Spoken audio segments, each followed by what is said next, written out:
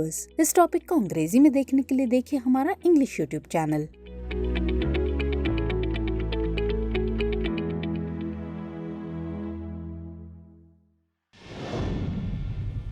नमस्कार, दृष्टि आईएएस के टू द पॉइंट प्रोग्राम में आपका स्वागत है। आज हम बात करेंगे सुर्खियों में राष्ट्रीय भूमि मुद्रीकरण निगम यानी NLMC के बारे में।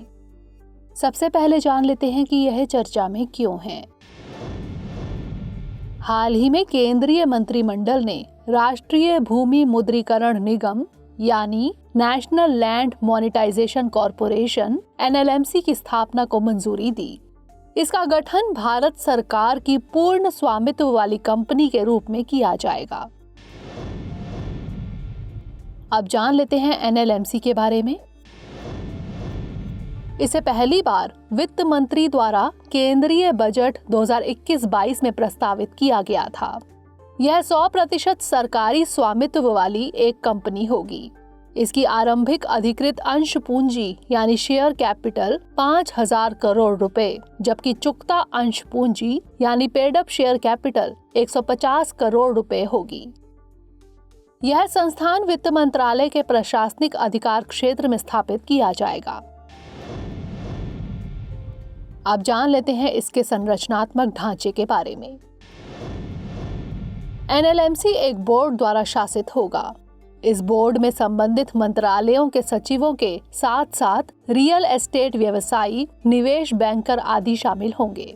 इसके अध्यक्ष और गैर सरकारी निदेशकों की नियुक्ति योग्यता आधारित चयन प्रक्रिया के जरिए की जाएगी। इसका प्रबंधन मुख्य कार्यकारी अधिकारी द्वारा किया जाएगा। अब जान लेते हैं इसके कार्यों के बारे में। यह सार्वजनिक क्षेत्र के केंद्रीय उपक्रमों यानी CPSEs व अन्य सरकारी एजेंसियों की अतिरिक्त भूमि व भवनों के मुद्रीकरण का काम करेगा। इस संबंध में यह केंद्र को सहायता और तकनीकी सलाह भी प्रदान करेगा।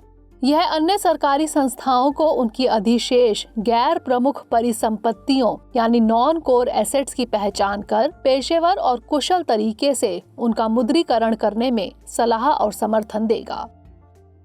NLMC केंद्र सरकार के साथ साथ केंद्रीय सार्वजनिक क्षेत्र के उद्यमों के स्वामित्व वाली भूमि के लिए एक परिसंपत्ति प्रबंधक के तौर पर काम करेगा। इसके अलावा यह भूमि मुद्रीकरण में सर्वोत्तम प्रथाओं यानी best practices in land monetisation के भंडार गृह यानी रिपोजिटरी के रूप में भी काम करेगा। सरकार द्वारा निगम को पट्टे पर दी गई संपत्ति के मूल्य के आधार पर इक्विटी बाजार से पूंजी जुटाने की अनुमति होगी। जान लेते हैं इसके महत्व के बारे में। इसके जरिए सरकार अप्रयुक्त यानी अनयूज्ड और कम इस्तेमाल की गई परिसंपत्तियों यानी अंडर यूज्ड एसेट्स का मुद्रीकरण करके पर्याप्त राजस्व उत्पन्न कर सकेगी। यह निगम सार्वजनिक क्षेत्र की ऐसी फर्मों से संबंधित संपत्तियों का मुद्रीकरण करने में भी मदद करेगा जो बंद हो गई हैं या रणनीतिक बिक्री के लिए तैयार हैं।